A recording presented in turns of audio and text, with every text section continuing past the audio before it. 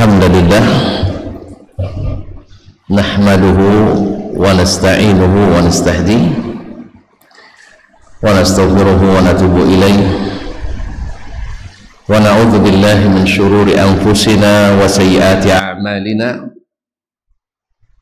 من يهده الله فلا مضل له ومن يضلل فلا هادي له أشهد أن لا إله إلا الله وحده لا شريك له وأشهد أن محمدا عبده ورسوله لا نبي ولا رسول بعده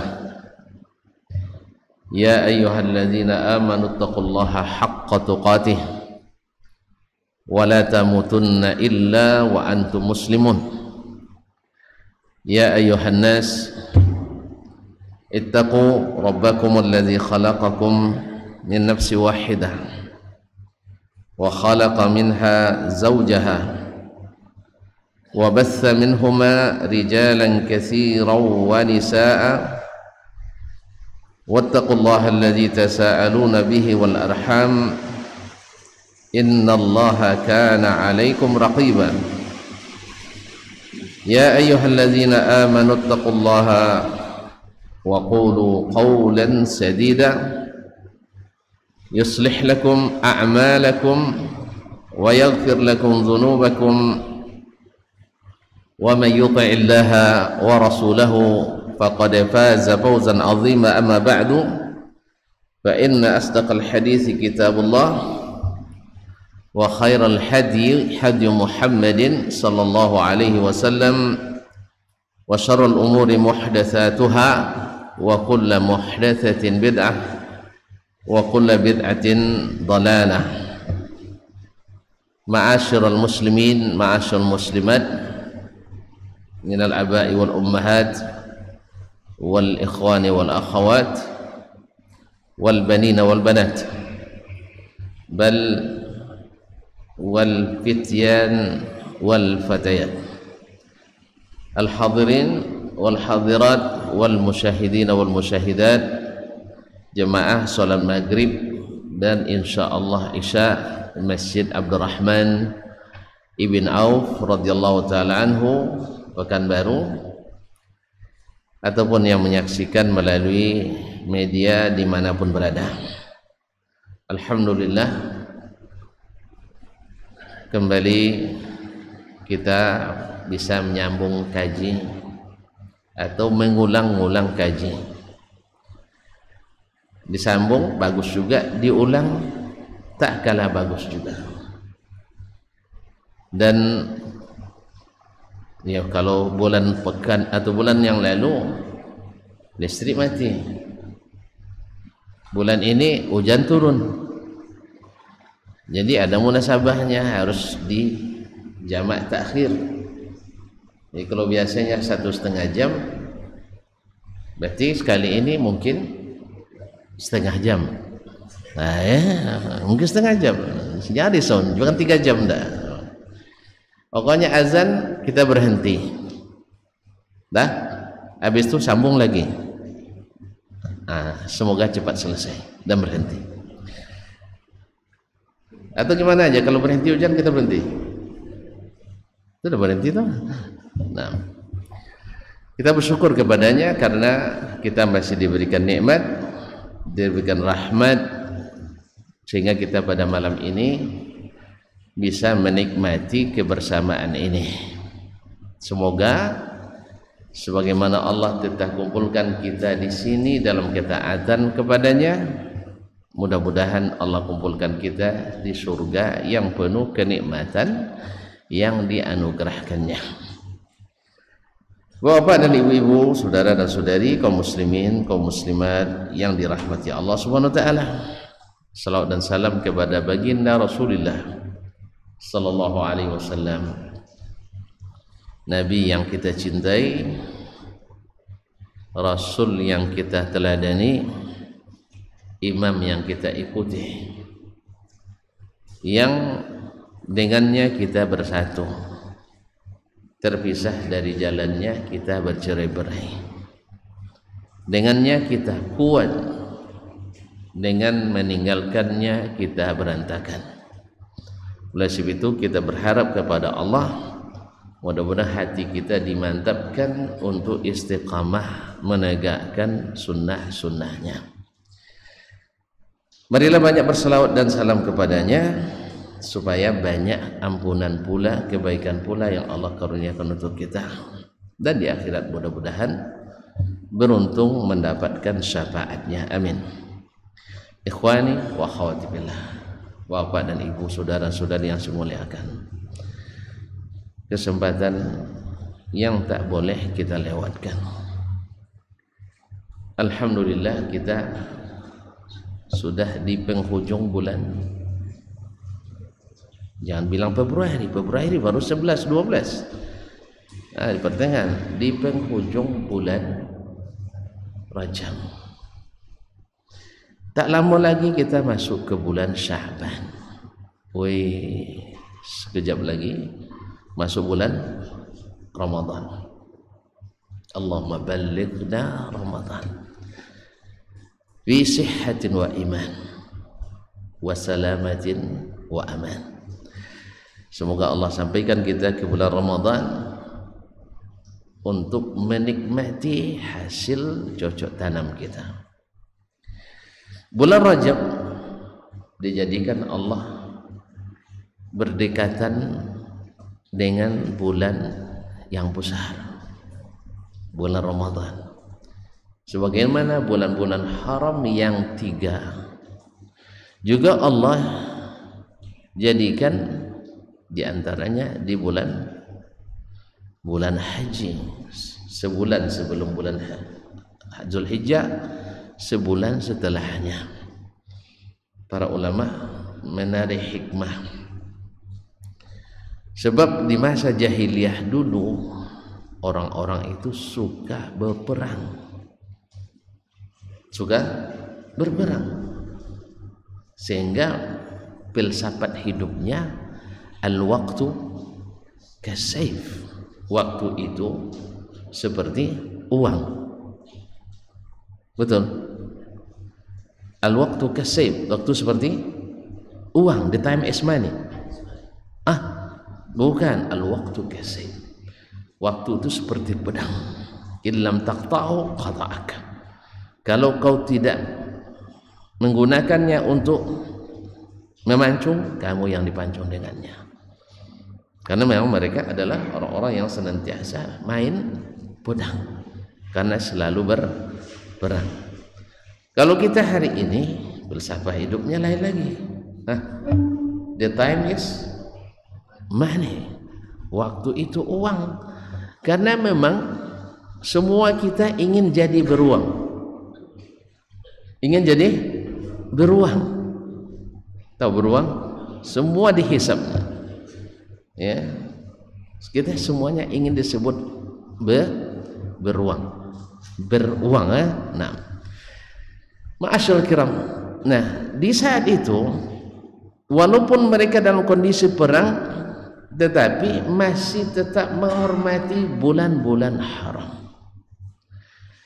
Jarak terjauh masa itu yang pergi haji jahiliyah, di masa jahiliyah ini cerita, ternyata orang jahiliyah ikut, orang jahiliyah juga haji dia, tapi hajinya jahiliyah. hajinya jahiliyah, penuh dengan kesyirikan. Mereka beriman tetapi syirik. Kaum muslimin dan muslimat dirahmati Allah Subhanahu wa taala,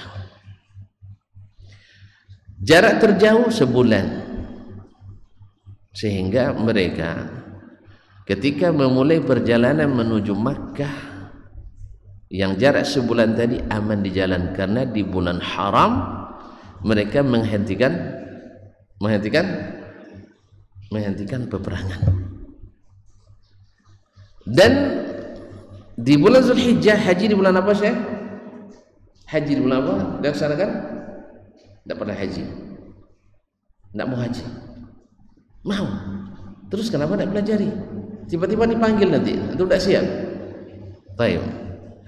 Haji itu tanggal 8, 9, 10, 11, 12, 13. Bermula di Mina, berakhir di Mina juga, yaitu melontar jumrah di hari ke-13. Habis itu tawaf wadah di Ka'bah. Nah, setelah itu mereka pulang ke negara atau daerah masing-masing yang jarak terjauh juga 1 bulan, sehingga mereka di perjalanan aman. Karena di bulan-bulan haram mereka otomatis menghentikan peperangan. Misalnya sedang berkecamuk perang itu, tiba-tiba tenggelam matahari tanggal 1 bulan Zulqa'dah misalnya, henti perang. Tanpa perundingan mereka pulang ke tempat masing-masing karena mereka takut kualat.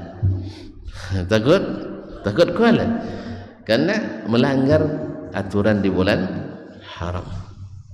Jelas ya? Orang jahiliyah saja menghormati bulan-bulan haram, apalagi orang Islam. Inna iddatas syuhuri indallahi 12 syahran fi kitabillah yawma khalaqas samawati wal arda minha 4 hurum fala tadhlimu fihinna anfusakum. Sesungguhnya bilangan bulan di sisi Allah adalah 12 bulan di dalam kitab Allah sejak dia ciptakan langit dan bumi. 4 di antaranya adalah bulan-bulan haram. Mana yang 4 itu? Nabi katakan asy-syahru 12 syahran. Nabi mengatakan inna zamana qad istadara kahayati yawma khalaqallahu samawati wal arda. Sesungguhnya zaman itu berputar sejak awal Allah ciptakan langit dan bumi. Seperti itu juga berputarnya sampai hari ini, tidak berganti. As-sanatu 12 syahran. Setahun itu 12 bulan. Minha 4 hurum. 4 di antaranya bulan-bulan haram. 3 mutawaliyat, 3 berurutan. Zulqa'dah, Zulhijjah, wal Muharram. Wa wahidun fard, dan 1 terpisah. Ala wa huwa Rajab Mudhar, yaitu Rajabnya suku Mudhar. Bukan Modar ya, Mudhar. Ini salah baca, kata sampai ke Indonesia jadi Modarnya, suku atau kabilah Mudhar. Mereka disebut Raja Mudhar karena mereka yang paling memberikan penghormatan pada bulan Rajab. Kaum muslimin dan muslimat dirahmati Allah. Nah, pengharaman, pensucian bulan-bulan haram ini di dalam Islam lebih ditekankan lagi dalam Al-Quran dan dalam sunnah Nabi sallallahu alaihi wasallam. Maka Allah katakan fala tadhlimu fihinna anfusakum. Jangan kalian menzalimi diri kalian pada bulan haram itu.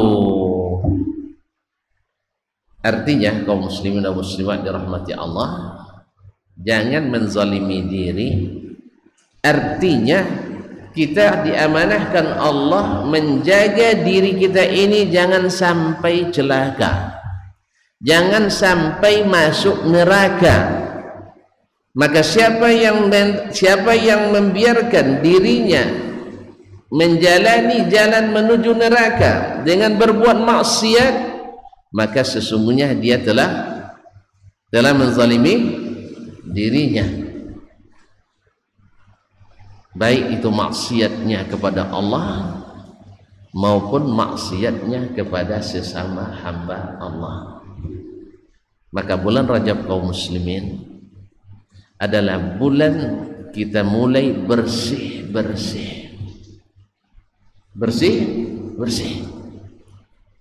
Karena para ulama seperti diriwayatkan dari Abu Bakar Al-Warraq, dia mengatakan, disebutkan oleh as-salaf bahwasanya bulan Rajab ini adalah bulan untuk mulai bercocok tanam. Jadi Ramadan itu bukan lagi untuk menanam, Ramadan itu tinggal panen. Maka akan beda nanti orang yang baru mulai bersih-bersih di bulan Ramadan, baru nak menyemai, dengan orang yang sudah bertanam di bulan Rajab, kemudian menyiram di bulan Sya'ban, maka dia akan bergembira datangnya Ramadan. Siapa yang biasa berkebun? Siapa yang biasa berkebun? Tunjuk tanganlah. Jangan takut, saya tak akan panen loh. Tidak ada yang biasa berkebun. Baik, siapa yang sudah bekerja di akhir bulan terima gaji atau di awal bulan depan? Tidak ada juga yang ngaku. Saya tidak minta gaji loh. Tuan gimana nih? Mana yang lebih bersemangat ketika pergi menanam atau ketika pergi memenuai? Saya nak nanya dulu, Ustaz. Ketika durian antum berbuah, mana yang lebih sering antum datang ke kebun durian, ketika menanam atau ketika berbuah? Sampai tidur di situ saya. Sampai tidur di situ. Karena memang manusia di musim panen lebih gembira daripada musim bertanam. Bertanam kadang disuruh sama mbak, tunggu lu, kata gitu kan, nanti lu, kata nanti. Tapi kalau sudah pas manen, tidak disuruh mak pun, ambil motor langsung ke mana? Ke kebun, tunggu sini dulu. Nah, saya nanti durian jatuh. Nah, begitulah keadaannya. Siapa yang di bulan Rajab ini sudah mulai menanam, dan mulai dengan puasa, dan mulai dengan taat, bermulai bersedekah, mulai dengan salat sunat, mulai baca Quran, mulai zikir, insyaallah di bulan Ramadan dia tinggal menuai, memanen hasil, sehingga ketika Ramadan datang dia dengan sukacita, ahlan wa sahlan wa marhaban ya Ramadan. Bukan justru ketika Ramadan datang dia membuat perhelatan maksiat kepada Allah Subhanahu wa taala. Ini kan banyak perhelatan kita bahasa sekarang ini suka boleh, ya, suka berpesta. Karena makna syukuran di mata kita hari ini adalah pesta. Ngapain? Kok ngundang artis ibu kota? Syukuran. Ngundang artis ibu kota untuk syukuran. Ada pula acara saweran. Ngapain? Syukuran. Ini bukan syukuran kawan, ini kufuran namanya. Tahu tak? Ini kufuran nikmat. Makanya membangun kita, berencana kita, berbuat mengembangkan ekonomi semakin terpuruk. Apa sebab? Di hari baik, bulan baik pun, hari yang harus disambut dengan ketaatan, kita membuat perayaan yang penuh dengan kemaksiatan dengan alasan syukuran. Bahkan sekarang pun naik haji, pulang haji, Pak Haji ngundang artis juga. Nah Pak, syukur alhamdulillah Ustaz, haji saya mabrurnya. Ini haji kabur ini, mabur ini. Subhanallah. Apa bedanya syukuran orang jahiliyah dulu? Selesai mereka naik haji, mereka syukuran dengan mengundang budak hamba-hamba sahaya menari dan menari. Ma'asyurul kiram dirahmati Allah. Jelas tak? Berarti selesai, kita kata jelas. Katanya dah selesai. Baik. Nah, berarti bulan Rajab ini mulai kita menyemai. Nah, biasanya kalau menyemai itu antum bersihkan lahan dulu atau langsung aja semai begitu di atas semak-semak itu?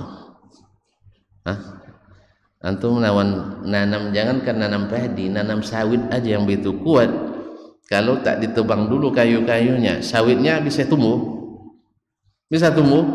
tumbuh juga, tapi tidak tambah-tambah, stunting dia. Tahu sawit stunting?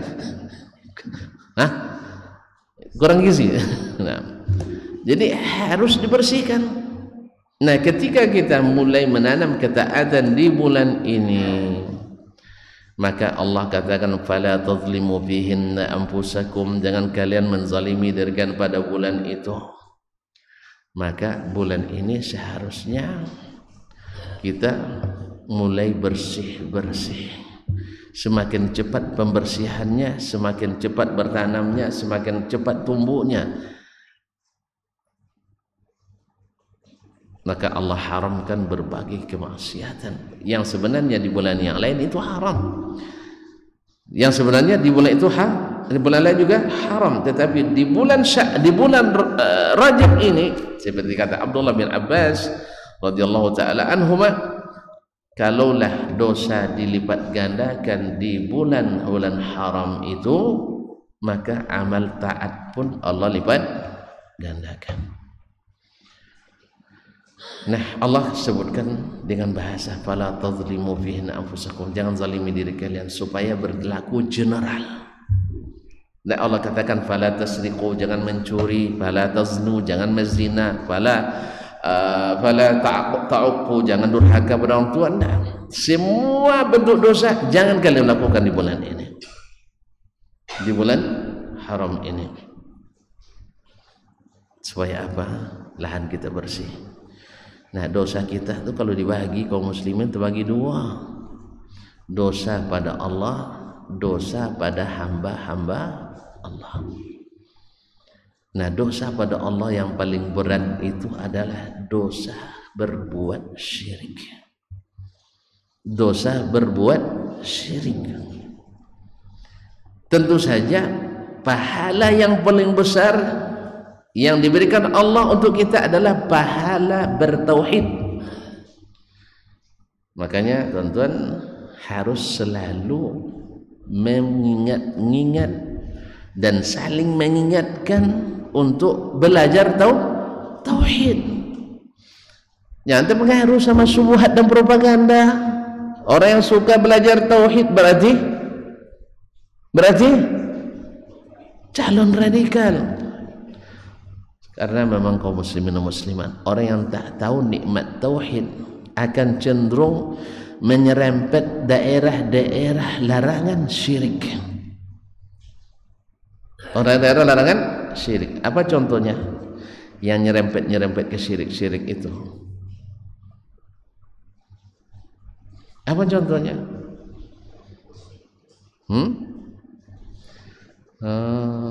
Apa? Kuburan. Antum anti ziarah kubur antum ya. Anti ziarah kubur ini. Subhanallah kaum muslimin dan muslimat. Kita bukan anti ziarah kubur, tapi anti nyembah kubur. Bukan anti ziarah kubur, tapi anti dengan berbuat maksiat di kuburan. Apa di antara maksiat yang terjadi di kuburan? Jadi ketika kami dialog tadi pagi, Ustaz Helmi bilang, ya, sampai kuburan dicium-cium ya batu nisan tuh. Harusnya tiang listrik yang harus dicium terus. Saya bilang, kenapa harus tiang listrik yang harus dicium terus? Tahu enggak? Hah? Tiang listrik menerangi kita siang malam. Cium itu tiang listrik. Karena engkaulah kami bisa masak cepat, bisa mencuci, bisa nyetrika, bisa belajar, bisa komputer, bisa chatting, bisa browsing, bisa semuanya dengan tiang listrik. Batu nisan, apa manfaatnya? Coba bayangkan, akal sehat itu bila hilang kaum muslimin, memang seperti tidak berakal kita. Makanya beragama jangan akal-akalan, nanti seperti orang hilang akal. Makanya ketika main akal-akalan, orang gila dibilang wali. Orang gila dibilang wali. Kenapa? Saking asyik masuknya dengan cinta. Ini cinta terlarang yang seperti ini. Coba lihat, yang selalu gila dalam cinta selalu cinta Tidak percaya tuh? Ana punya kitab namanya Al-Qaulul Mubin fi man istushhida minal muhibbin. Mau baca? Tidak panjang, sekitar 700 halaman cuma bahasa Arab. Mau? Tidak berani dia. Jadi yang rata-rata gila karena cinta itu adalah cinta terlarang. Jangan-jangan dia juga melakukan cinta terlarang, sehingga hilang akal. Kalau cinta yang syar'i itu, lihat Rasulullah, orang yang paling cinta kepada Allah. Lihat Abu Bakar Siddiq, orang yang paling wali di antara wali Allah. Umar bin Khattab, orang yang paling suka menangis bila mendengar firman Allah. Utsman bin Affan, dalam keadaan diserang orang pun masih pegang Al-Quran dan sedang berpuasa. Allah, malaikat saja malu kepadanya. Ali bin Abi Thalib radhiyallahu anhu, Abu Sibtain, orang segagah berani dalam berjihad fisabilillah, yang punya banyak karamah, tapi tidak nyambung kaji, tidak sampai. Saya ulang lagi, tidak sampai gila, karena itu kan sampai gila. Jelas ya? Ya, andainya dulu Fir'aun tahu bahwa wali itu ada yang sampai gila, tidak berani dibilang Nabi Musa itu gila. Ya kan? Ya kan? Sebab apa?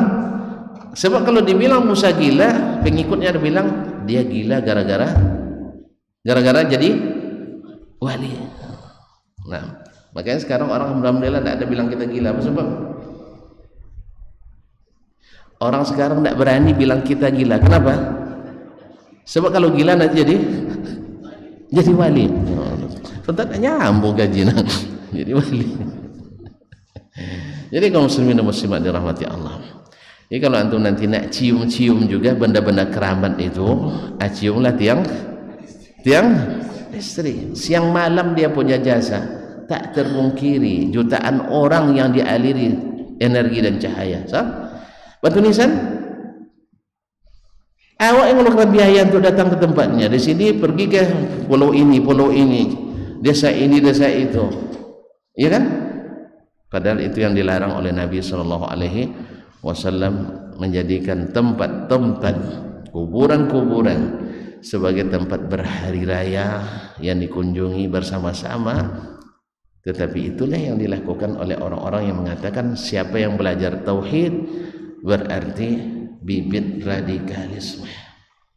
Begitulah orang kalau sudah kehabisan amunisi, apa saja dilemparkan untuk ya apa saja dilemparkan.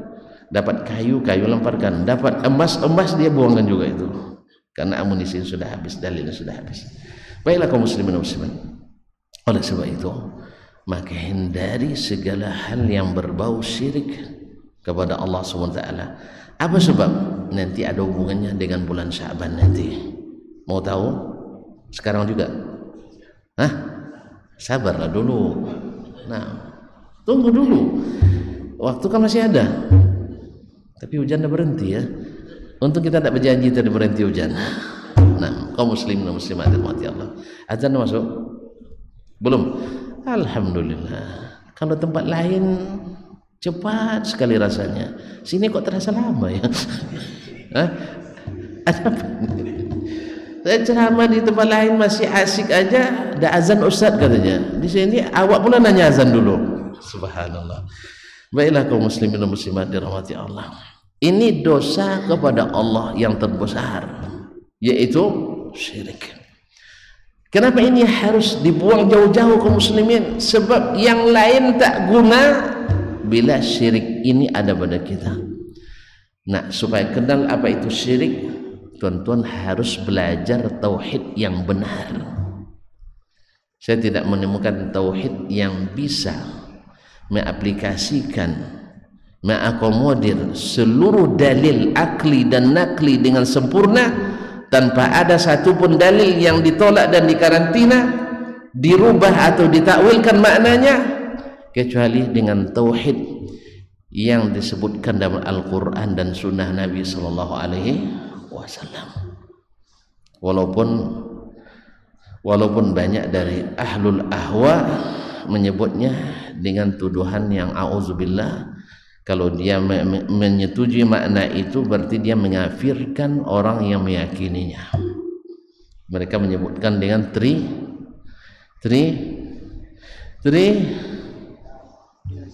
Trinitas, tauhid yang mereka nisbatkan kepada aliran Wahabi, padahal itu adalah tauhid yang diajarkan Nabi.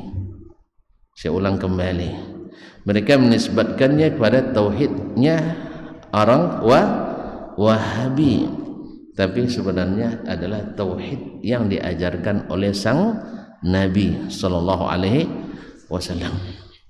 Apa contoh? Apa yang dimaksud dengan tauhid itu? Tauhidur rububiyah, wa tauhidul uluhiyah, wa tauhidul asma'i was sifat. Ini semuanya silahkan kalau tonton mau kita bandingkan, kita komparasikan, akan kita dapatkan semuanya mesti dalilnya naqli.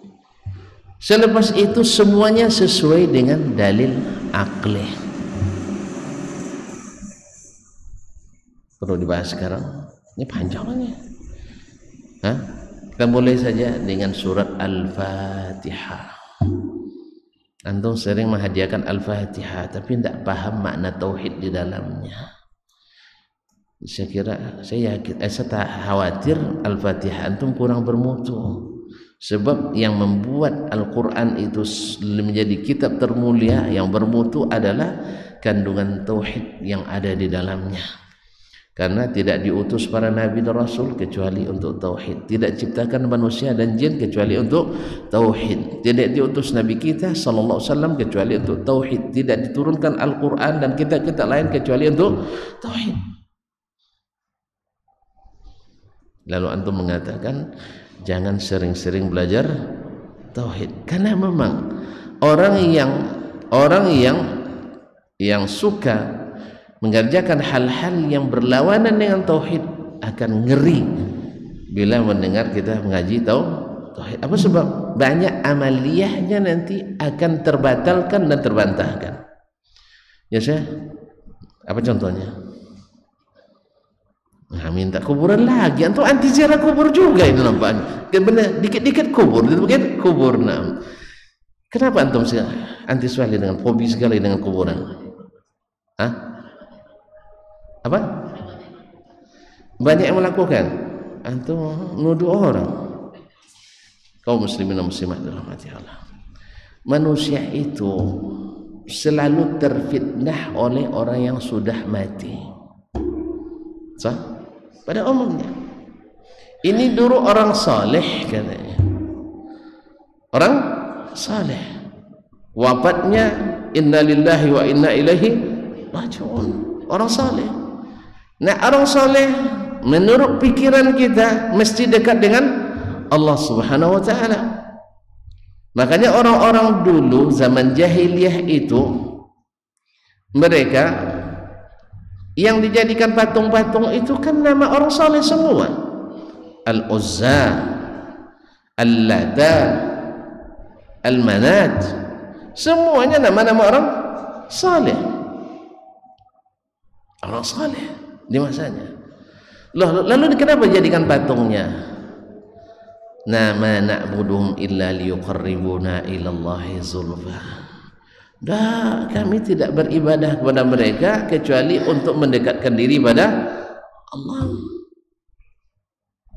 Makanya di zaman jahiliyah dulu mereka kalau masa senang mereka syirik, masa sulit mereka lepas syirik. Masa senang mereka syirik, masa sulit mereka bertauhid. Wa idza ghasyiyahum maujun da'ahu Allah ya syekh mukhlisina lahuddin. Apabila mereka dihadang oleh ombak besar di lautan, mereka ikhlas berdoa sama Allah. Allah yang mengatakan, falamma najjahum ilal barri idzahum, lanjut saya, idzahum yusyrikun. Setelah selamat ke bumi, ke tanah daratan, mereka kembali syirik. Allah yang ceritakan pada kita. Lalu ditanyakan atau disebutkan oleh sahabat yang dulu melakukan di masa jahiliyah, setelah Islam mereka juga sambil cerita ngingat-ngingat masa jahiliyah dulu. Kita seperti kita ngingat masa jahiliyah dulu sebelum hijrah kan, sebelum ngaji tauhid kan, kita melakukan, iyalah, malam-malam kita mandi tengah laut kan, tengah sungai, baca, masih ingat? Dah lupa itu.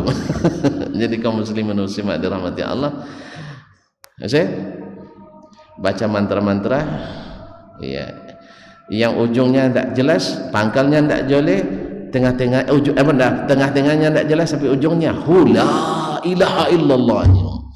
Kita buju lalu terbelintang patah. Kadang-kadang ada mantranya, hai Muhammad, minggir alimu lewatnya. Itu mantranya kadang tuh. Mau coba kan? Ada mantranya dulu dibacakan itu. Jadi bilangnya, hai Muhammad, minggir ali mau lewat. Itu di antara mantra. Itu tidak pernah dapat itu ya. Itu jurus pemungkas tuh saya. Nah, tidak usah mau belajar perang. Tidak ada lagi itu.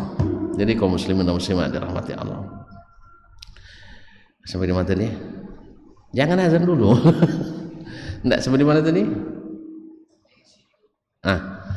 Kenapa kuburan? Jadi ketika mereka masuk Islam, lalu mereka bilang, ya ditanya dulu semasa jahiliyah berapa Tuhan yang kamu sembah? Jawabnya 6. 5 di bumi, 1 di langit. 5 di bumi, 1 di langit. Bila kamu menghadapi kesulitan, minta tolongnya kemana? Dia bilang ke yang di langit. Ya, sebenarnya keyakinan Allah di langit itu sejak dari Adam sampai Nabi Muhammad sallallahu alaihi wasallam. Tak ada yang mengingkarinya kecuali orang-orang yang peragu. Kita sambung selepas subuh, selepas azan. Silakan.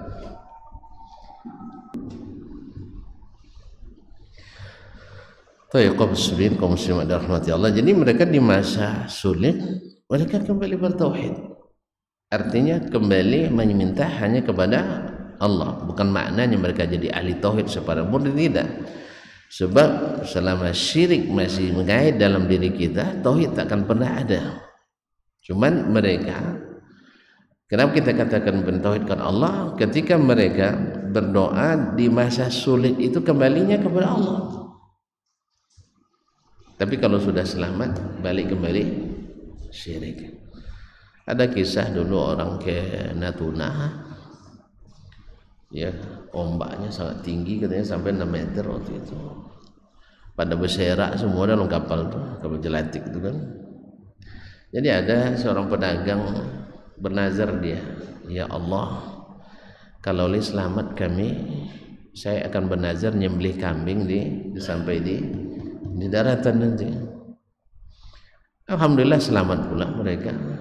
Lama tak dibantai-bantainya tuh kambing tuh. Dia tanya sama kawan-kawannya, aman aja katanya. Kemarin katanya bernazar. Apa jawabannya? Jawabannya, tapi jangan ditiru ya. Dipacame-came awak dilawi dia awak apa arot-arotnya dia darinya. Apa bahasa itu? Ya, ditakut-takutinya ketika dalam laut. Kita beri pula harapan di darat ini. Ini gimana nih? Boleh nggak ngomong seperti itu sama Allah SWT? Tidak ada. Tapi begitulah kita. Di waktu sempit minta sama Allah, waktu lapang kembali ingkar kepadanya. Ini yang pertama. Jadi hindari dosa kepada Allah SWT. Karena ada 2 peristiwa penting, kejadian penting di bulan Sya'ban nanti. Kalau kita tidak bersih-bersih sekarang ini, mungkin kesempatan kita terlewatkan oleh kita kaum muslimin dan muslimat. Yang kedua adalah dosa. Tadi kan dosa terbagi, maksiat kita terbagi dua, kepada Allah, yang kedua kepada sesama manusia, khususnya rahim kita, karib kerabat kita. Apa sebab? Sebab nanti di saat kita di bulan Sya'ban, Nabi SAW semakin menggiatkan kita dengan berpuasa dalam rangka menyambut bulan Ramadan. Jadi kalau tuan-tuan nak nyambut Ramadan dengan meriah tetapi syariah, jangan mengumpulkan dana untuk bikin perayaan. Baik namanya Balimau, apa namanya itu? Balimau Sakai? Hah? Balimau Kasai. Kasai itu apa?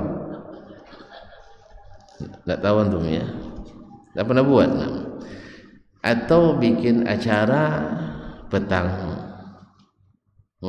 Melayu, petang megang misalnya, atau event apapun, karena ini tidak akan menambah ketaatan, justru tidak sedikit menjadi ajang kemaksiatan.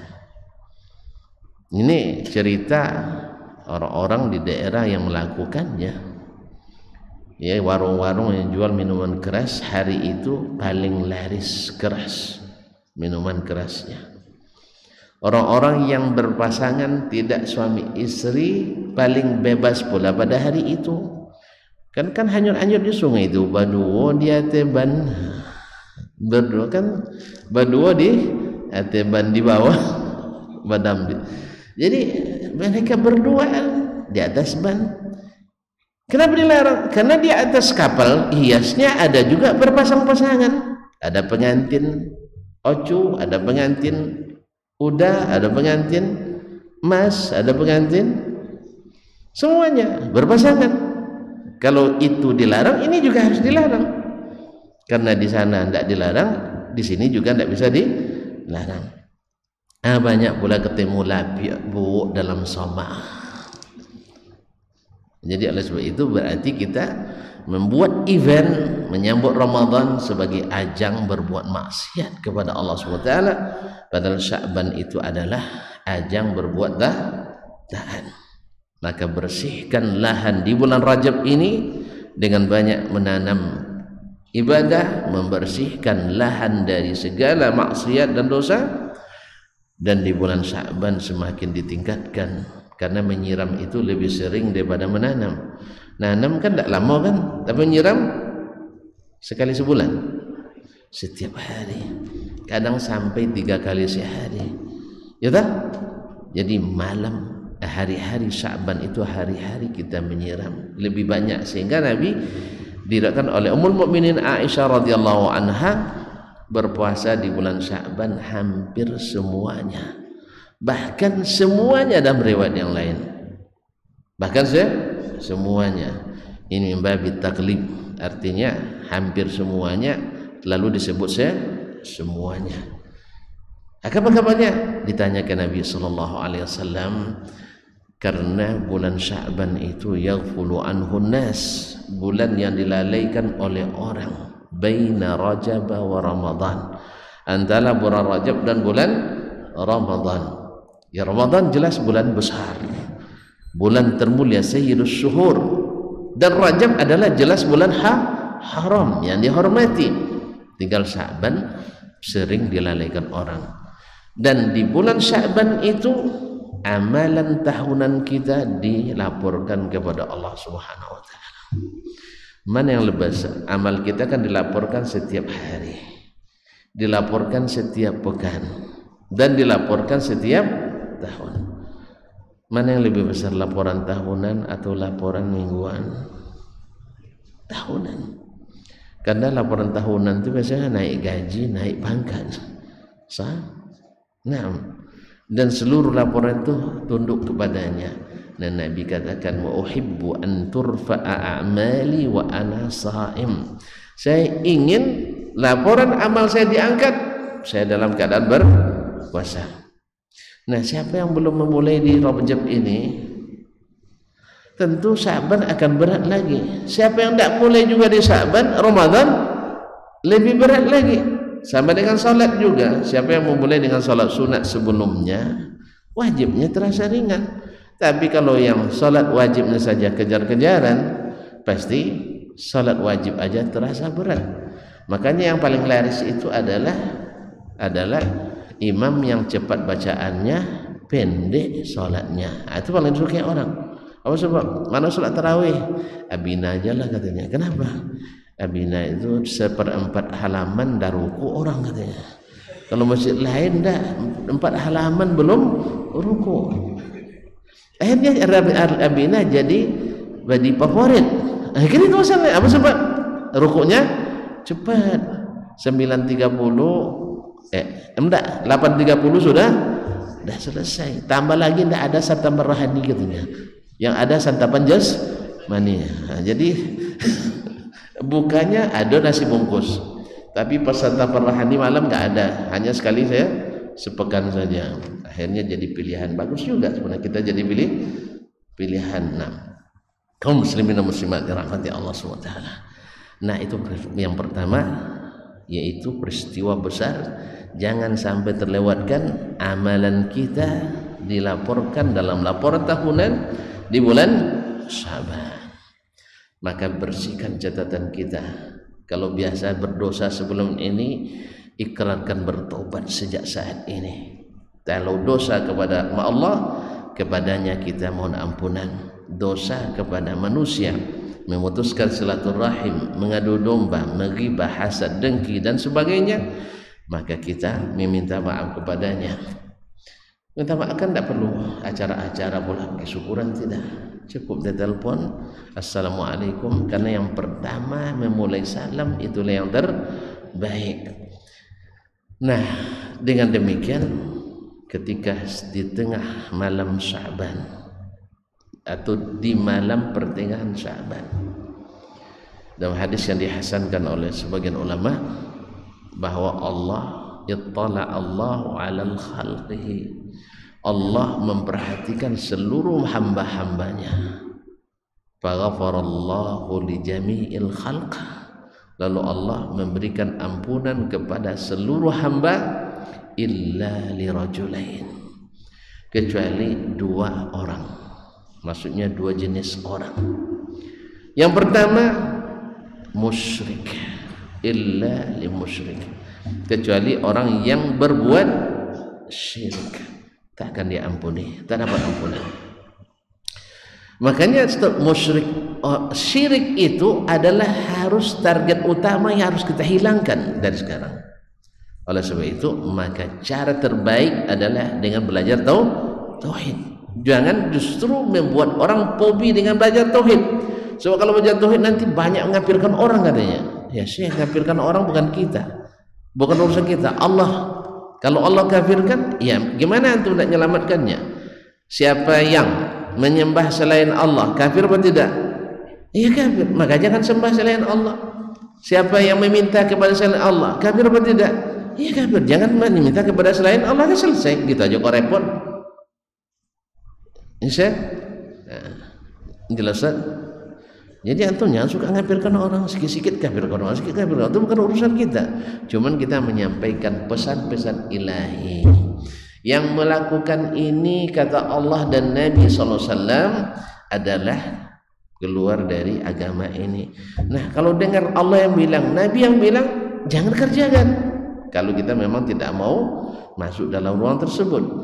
Bukan urusan antum menuduh si fulan melakukan lalu dia kafir, enggak. Kita tidak melakukan itu. Cuman orang itulah asal belajar tauhid risau dia. Apa sebab? Besok tidak boleh lagi ziarah kubur katanya. Padahal Nabi itu kadang malam hari ziarah kubur. Antum berani ziarah kubur malam hari? Lewat kuburan malam hari aja dah takut, apalagi ziarah kubur malam hari. Ziarah kubur itu disyariatkan, tapi antum ke kuburan itu ingat pesan Nabi. Ya, satu mendoakan orang itu, yang kedua adalah mengingat mati. Antum kalau perginya untuk itu, ayo pergilah. Yang kedua, tapi antum kan perginya untuk berdoa, minta doa. Tentunya kita larang karena Nabi melarang meminta kepada selain Allah tabaraka wa taala. Berangkat berbis-bis ke kuburan Tuan Guru Dasman Yahya Ma'ali misalnya. Ya kan? Apa sebab? Doa di situ mustajab katanya. Kadang-kadang masjid ditinggal, kuburan ramai. Kalau gitu baru kita katakan antum sudah salah kaprah. Harusnya masjid ramai, kuburan sepi. Ya ziarahnya jangan ramai-ramai karena Nabi melarang kita meramaikan kuburan. Nabi melarang la tattakhidhu qabri idan. Jangan jadikan kuburan sebagai tempat berhari raya. Tapi kalau kebetulan dari sini datang di sini datang bersama, jangan lari pula. Tapi kalau sengaja membuat perayaan tertentu tanggal sekian menjelang Ramadan ramai-ramai ke kuburan, itu yang dilarang oleh Nabi SAW. Atau setelah puasa 6 misalnya ramai-ramai ke kuburan, ayo apa namanya? Ayo puasa 6, ayo zora. Dibuat pula hari raya yang baru gara-gara itu. Itu yang kita katakan ini dilarang oleh Nabi. Masalahnya bukan budaya, enggak, betul bukan budaya, diada-adakan orang. Dulu enggak ada di kampung yang enggak ada dulu itu. Lalu ditiru yang di sana misalnya, akhirnya hanyut ke negeri kita. Akhirnya ditiru orang. Bukan budaya asli, budaya yang diada-adakan. Dan itu dilarang Nabi SAW. Sudahlah bukan budaya asli, lalu dilarang oleh Nabi SAW. Ya, bukan melarang ziarah kubur. Ingat tuh, catat dengan huruf besar-besar atau rekam, jangan sampai lupakan. Masukkan dalam Google Drive-nya ya supaya mudah nanti. Saya tidak pernah melarang atau kita tak pernah melarang orang ziarah kubur. Toh kita juga sering ziarah kubur. Tetapi ziarah kubur untuk mengingat mati, bukan minta pada orang mati. Ziarah kubur mendoakan orang mati, bukan untuk kita didoakan orang mati. Nah, dan doa mustajab itu kita lebih yakin di masjid lebih mustajab daripada di kuburan. Baca Quran di rumah lebih utama daripada di kuburan. Wallahu musta'an. Jelas? Makanya kuburan jangan lama-lama di situ. Jelas? So kan tuh baca Quran di kuburan nanti setan-setannya lari lewat rumah kita, dengar dia lagu dangdut di rumah. Ini baru senang dia. Akhirnya dia dari kuburan lari ke rumah kita. Jangan salahkan nanti kalau anak kita kemasukan syaitan. Apa sebab? Rumahnya di sana diganggu. Terus diganggunya rumah kita. Karena memang kuburan itu bukan untuk baca Quran. Baca Quran itu di rumah, di masjid, ya, atau tempat-tempat yang dianjurkan. Sedangkan kuburan tidak dianjurkan oleh Nabi Shallallahu Alaihi Wasallam. Tapi ada juga sebagian ulama yang mengatakannya, akhirnya itu yang akhirnya menjadi ambang balobio. Baik, nah apa peristiwa kedua? Dan lupa baru disebutkan, yaitu ampunan Allah di pertengahan bulan Sya'ban, tepatnya di malam tengah bulan Sya'ban. Allah ampuni bagi seluruh hamba kecuali dua jenis orang. Satu, musyrik yang berbuat syirik. Dua, musyahin yang tidak berbaikan dengan saudaranya sesama, baik saudara kandungnya, rahimnya, dia tidak berbaikan. Dan dari awal sudah kita bilang dosa kepada Allah harus dihindarkan dan dosa kepada sesama harus dijauhkan supaya kita tidak melewatkan kesempatan yang sangat besar di bulan Sya'ban. Sebab kalau tidak dapat itu, khawatir di Ramadan pun kita keteteran. Sebab masuk Ramadan hati masih bersemak dengan syirik, bersemak dengan kesumat dendam. Makanya Ramadan hanya akan menjadi amalan yang dicukur terus oleh dosa itu. Jelas ya? Sesungguhnya dendam kesumat sesama itu pencukur amal kita. Puasa habis, solat habis, sedekah habis, ceramah habis, ngaji habis, belajar habis, terus apa yang tinggal? Oleh sebab itu jauhkan syirik, jauhkan dendam kesumat. Jelas ya? Oh jangan bilang sayang lebih tua dia yang harus minta maaf. Jangan tunggu itulah, jangan. Sombong namanya kita. Iblis dulu juga karena itu juga sombong dia. Saya lebih tua dari Adam kok. Masa saya yang sujud kepada Adam? Tidak ada cerita. Yang terbaik yang pertama mengucapkan salam. Jangan tunggu yang kecil minta maaf. Walaupun kita yang besar, kita yang ingin selamat, kita minta maaf. Mudah-mudahan dengan kita minta maaf, dia pun ikut terselamatkan. Jelas? Kalau gitu, dah paham makna daripada kesempatan yang tak boleh terlewatkan, yaitu amal kita, laporan tahunan amal diangkat. Insya Allah kita dalam keadaan puasa, dan di saat Allah bagi-bagikan ampunan di pertengahan bulan Sya'ban nanti, kita juga termasuk yang tereliminasi. Tidak termasuk yang terdiskualifikasi. Syaratnya satu, jangan berbuat syirik.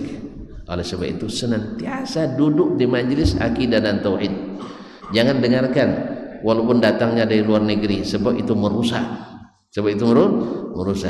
Karena memang setelah ngaji dia ke kuburan perginya, itu masalahnya. Perginya ke kuburan, nauzubillah.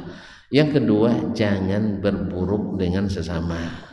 Ya, segala hal yang membuat kita berburuk dengan sesama, khususnya keluarga terdekat, tinggal angkat telepon, assalamualaikum, apa kabar, selesai, iya kan? Besok telepon lagi dan seterusnya.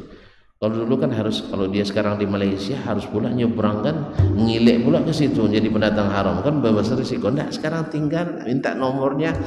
Sekarang pun WA gratis kan, iya kan? Nelpon pakai WA gratis ya. Yang bilang gratis, ada data yang terpakai itu. Nah, katanya gratis, tapi lebih murah. Kalau dulu kami nelpon, masya Allah, semenit 18 ringgit. Bukan 18.000, 18 ringgit. Kalau di Madinah dulu sekali nelpon itu 1 menit 30 apa ya? 30 rial 1 menit ke Indonesia. Ada pula kawan baru nikah, sebulan menikah, diterima di Madinah. Orang sedang bulan madu, sedang move on terus ya, sedang ininya sekali. Jadi nelpon hampir tiap hari. Satu kali dia baru terima mukafaah. Atau mukafaah, living cost-nya. Dikasih, waktu itu kami baru pertama sampai itu 550 ringgit rial kan. Nelpon lah masuk di KBU. Waktu itu belum ada handphone, belum ada handphone, jarang punya handphone yang sepanjang ini tuh waktu itu. Itu mewah tuh waktu itu. Nelpon di KBU dia, atau di wartel namanya, bukan wartel multihati. Asik nelpon, yang orang namanya asik masuk tadi ya, orang yang sedang apa namanya, sedang cinta-cintanya, sayang-sayangnya, tiba-tiba tak sadar keluar tagihan 800 rial. Uang yang dibawa hanya 540 rial. Terpaksa nangis minta pinjaman sama kawan untuk nambah uang nelpon. Jadi kalau antum baru nikah, bisa dengan istri jangan sering-sering dekat handphone, nanti habis pulsa. Nah, sekarang udah murah, alhamdulillah. Sekarang sudah murah. Dulu 30 rial, 30 rial 1 menit. Berapa lama lah menghabiskan 500 rial? Alhamdulillah. Sekarang udah murah. Jadi sebab itu maka gunakan ya segala kemungkinan untuk memperbaiki dua hubungan ini, hubungan vertikal dan hubungan horizontal, supaya peristiwa besar itu tidak terlewatkan dan amal kita tercatat menggembirakan. Wallahu taala alam wa sallallahu ala nabiyyina Muhammad wasallam. Saya kira tidak ada pertanyaan karena jelas sekali. Ada yang mau bertanya juga? Nah itulah, ini dua kemungkinan, jelas sekali atau tidak jelas sama sekali. Baik, kita tutup sajalah. Subhanakallah bihamdik, asyhadu an la ilaha illa anta astaghfiruka wa atubu ilaik. Wassalamualaikum warahmatullahi wabarakatuh.